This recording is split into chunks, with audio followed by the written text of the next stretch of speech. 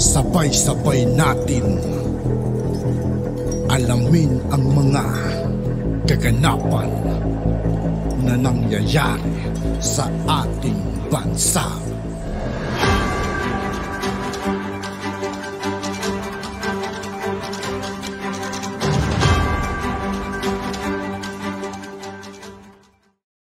Yo, what's up mga kaibigan? This is I2K po again.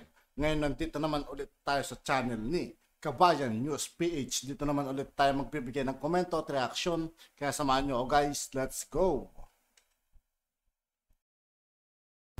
Mga kabayan, sinibak na ni Pangulong Bongbong Marcos Jr. itong asawa ni Atty. Harry Roque, ang dating legal advisor ni former President Duterte. Si Myla Roque ay pinalitan sa kanyang pwesto bilang Board of Trustees ng Pag-ibig. Matatandaan na isa si Atty. Harry Roque sa mga tumutuligsa kay Pangulong Bongbong Marcos Jr. para ipagtanggol itong si dating Pangulong Duterte. Dahil dito inaasahan ng ating mga kababayan na lalong mag-iinit at bibirada itong si Roque dito kay Pangulong Bongbong Marcos Jr. dahil sa pagkakasibak ng kanyang asawa. Sino ba talaga ang presidente sa Pilipinas? Iisa lang pong presidenteng hinalal ng taong bayan. Yan po si PBBM. Pero bakit ang speaker at ang kanyang mababang kapulungan para bagang sila na ang feeling president at sila ang nasusunod? Palitan nyo na po ang inyong speaker. Hindi naman po dapat na dahil lamang sa kanya tayo magkakawatak-watak.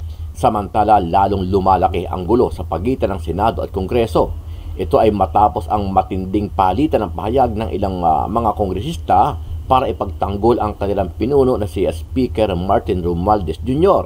Sabi ng isang senador, dapat ay manahimik na ang Kongreso sa issue ng charter change, pero agad na bumelta ang ilang congressman at sinabi na hindi nila pababayaan itong si Romualdez. Siya po ang padre de pamilya namin. He takes care of us. We need to also take care of him. We will stick to healthy and democratic debate as instructed by the President. Wala namang bullying na nangyayari. Ako naman, ang Valentine's wish ko para kay Senator Nancy ay sana let love rule. Wow. Yes. Diba? So, kung let love rule, mahalin natin yung bansang Pilipinas, bilisan nila yung pagpapapasa ng RBH 6 para magawa na namin sa House yung trabaho natin at maayos na natin itong saligang batas. Sa isinagawang pagdinig sa Senado, kinwestiyon nila kung talaga bang dapat pagtuunan ng pansin ang pagbabago ng saligang batas kumpara sa napakarami pang problema ng bansa. Sabi ni Senator Grace Poe, baka dumating ang panahon na ang mga dayuhan na ang magkokontrol sa ekonomiya ng bansa kung hindi natin ito pag-aaralang mabuti. Pwedeng makontrol ng ibang bansa ang tubig, kuryente, seaports, gasolina at public utility jeeps natin. Handa ba tayo dito? Kaya ba natin makipagkompetensya sila? Ano ang masasabi mo dito, kabayan? Sama-sama nating panoorin ang buong video at pakicomment nyo po ang inyong mga reaksyon at sariling opinyon. Pero bago yan, muli po ako nag-iimbita sa mga hindi pa po nakasubscribe sa ating channel na Kabayan News PH, pakipindot po ang subscribe button at pakiclick na rin ang notification bell para lagi. Sa lahat ng hindi pa nakasubscribe mga kaibigan kay Kabayan News PH, mag-subscribe na po tayo at huwag nyo rin pong kalimutan mag-subscribe dito sa aking channel. Updated sa mga bagong upload natin na legit at napapanahong balita. Maraming pong salamat. Bumuelta ang mga kongresista sa sinabi ng isang senador na manahimik na sila sa issue ng charter change. Giit ng mga mambabatas, hindi sila titikom. Lalo't ang inaatake ay ang House Speaker. Hindi daw sila titikom lalo na inaatake House Speaker. Hindi lumabas din. Sip-sip talaga kayo. Diba? Ganun lang kasimple. Sip-sip po talaga kayo. Kamara, hindi ho ba kayo nahihiya sa ginagawa ninyong yan? Yung mga sinasabi ninyo, kahiya-hiya yan eh. Hindi ho ba kayo nasasabihan ng mga asawa ninyo, ng mga pamilya ninyo? Bakit ka sip-sip, Nay? Tay, Nay, ba't sip-sip ka masyado kay Romualdez? Sabi naman ng congressman, anak, yung kinakain mo, tandaan mo, galing sa kanya yan. Kaya shut up ka na lang dyan. Shut up ka, ha? Wala namang bullying na nangyayari. Ito ang sagot ng Kamara sa Chinese New Year wish ni Senator Nancy Binay na stop Walang pambubuli pero sinasabi ninyong bilisan. Araw-arawin ka kaya kita dito, sabihin ko sa'yo, bilisan mo rin yung pagtatrabaho ninyo. Masyadong PI ang inaasikaso nyo. Diba? Wala ka pala eh. Bilisan mo, hoy! Diba? Maaaring sabihin nyo, bullying din yun. Elementary bullying. Sa isang radio interview, sinabi ni Binay na hindi dapat mawala ng pag-asa. Hindi rin daw masamang mangarap na sana pagpasok nila ngayong araw ay mananahimik na ang Kamara. Ang Chinese New Year wish ng Senadora, tinapatan ng Valentine's wish ni House Deputy Speaker J.J. Suarez. Ako naman, ang Valentine's wish ko para kay Senator Nancy ay sana let love rule. Wow. Yes. Diba? So, kung let love rule, mahalin natin yung bansang Pilipinas, bilisan nila yung pagpapapasa ng RBH 6 para magawa na namin sa House yung trabaho natin. Kita niyo yung logic nitong congressman na to? Sabit eh. Ha? Let love rule.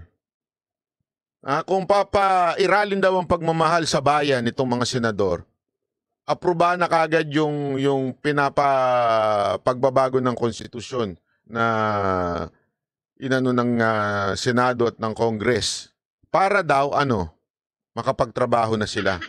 Gunggong ka ba, sir? Hindi ka makapagtrabaho nang hindi binabago konstitusyon? Atinan nyo ha. Ulitin natin ang sinabi niya ha. Ng Valentine's wish ni House Deputy Speaker J.J. Suarez. Ako naman, ang Valentine's wish ko para kay Senator Nancy ay sana let love rule. Wow. Yes. Diba? So, kung let love rule, mahalin natin yung bansang Pilipinas, bilisan nila yung pagpapapasa ng RBH 6 para magawa na namin sa House yung trabaho natin at maayos na natin tong saligang batas. Hindi! Kaya nyong ayusin ang trabaho ninyo nang walang pagbabago sa saligang batas. Kinagalit mo ko kung maling-mali yung yung argumento mo na hindi nyo magawa trabaho ninyo dahil walang pagbabago sa saligang batas. Pambira ka. Ano ka? Hindi, isipin nyo mabuti yun ha. Anong klaseng logic yun? Hindi nila magawa trabaho nila dahil di mabagong batas? Ano ka pala? Dapat ka mag-resign. Kasi ang dami nang nauna sa'yo na nagawa naman nila yung trabaho nila without changing the Constitution. Sobra yung pagiging sip-sip mo sa speaker nyo, ha? Ang resolution of both houses number 6 na tinutukoy ni Suarez ay ang resolusyong tinatalakay sa Senado na naglalayong amyendahan ng economic provisions ng ating konstitusyon. Bukod kay Suarez, dumepensa rin para sa Kamara sina Marikina Representative Stella Kimbo at Albay Representative Joey Salceda. Hindi naman daw pwedeng manahimik sila lalo't si House Speaker Martin Romualdez na tumatayong padre de pamilya ng Kamara ang inaatake at itinuturong may pakana ng bayaran ng pirma para sa People's Initiative. Dapat na raw itigil ng Senado ang pagdinig tungkol sa PI. Absolutely. I followed the hearings for the two hearings that they've had. And wala po silang napatunayan na merong nakatanggap ng pera o di umano sa kapalit ng kanilang pirma. It's starting to look like a witch hunt. And of course, it's not helping the interparliamentary relations between the Senate and the House of Representatives. Grabe yung pagiging diktador nitong mga congressman, Napaka-walang niya din, Parang ang dating sa kanila, bilisan nyo. Tapos sasabihin nila, hindi sila bully. Bilisan nyo. Tapos hindi kayo bully. Anong tawag nyo doon? Ganun lang naman kasimple. Utusan mo yung Senado, bilisan nyo, na magawa namin yung trabaho namin kaagad, na mabago na agad nating konstitusyon. Bilisan nyo, Tapos sasabihin mo, hindi bullying yun. Tuktukan kita, sir, Tinanggal na po sa pwesto ang asawa ni Harry Roque, si Mayna Roque. Board of Director pala ito ng Pag-ibig. Kaya asahan natin pagka si Roque ay nagtatahol na naman. Nagtatahol parang askal, Pag nagtatahol na naman ang kababanat sa administrasyon, ay dahil nga ho yan sa pagkatanggal. Kung dati, banat siya ng banat, yung palang asawa niya ay nasa gobyerno, grabe naman, walang delikadesa itong mga taong ito. Nasa gobyerno ang asawa mo, wala kang ginawa kundi banatan ng gobyerno. O yan, tinanggal tuloy. So ngayon, lalo kang magiging mainit. O pag ikaw ay lalong tumindi ang banat ngayon, ang ibig sabihin yan, personal na. Kasi tinanggal na yung asawa mo. Kasi naman delikadesa, di ba sinabi na natin nung araw pa, dapat pagkatapos ng term ni dating Pangulong Duterte ng June 30 ng 2022, lahat ng appointees dapat nag-alisa na rin, voluntary, delikadesa. Kasi co-terminus kayo eh. Bakit kayo nagpa-ewan? Naisipin mo, halos 2 taon din itong asawa ni Harry Roque sa Board of Director.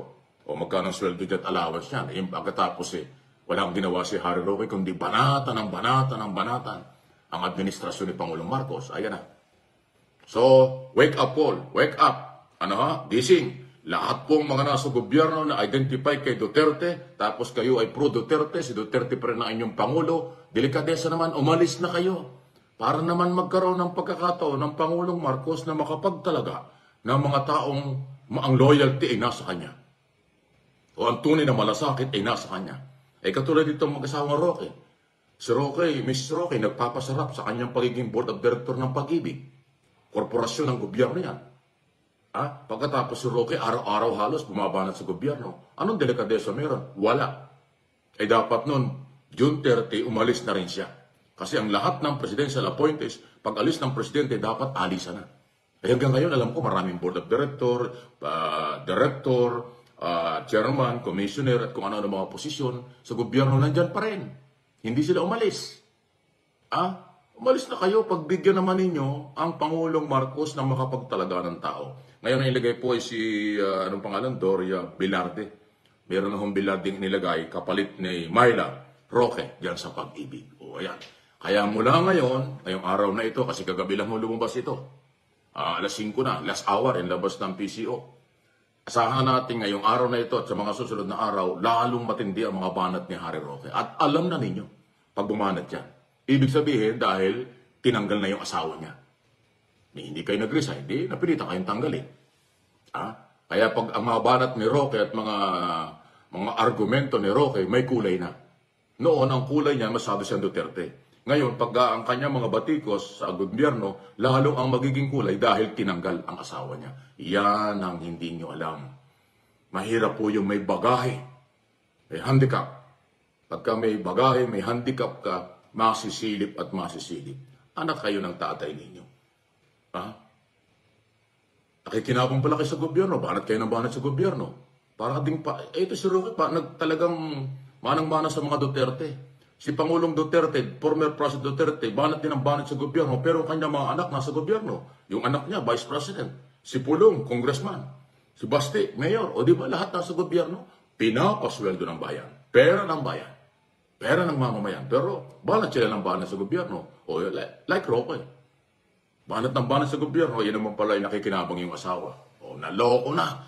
Kaya again, inuulit ko, bigyan naman po ninyo ng pagkakataon ng Pangulong Marcos na magtalaga ng mga taong kanya at ang loyalty ay nasa kanya. Yung magiging kakampi from day one.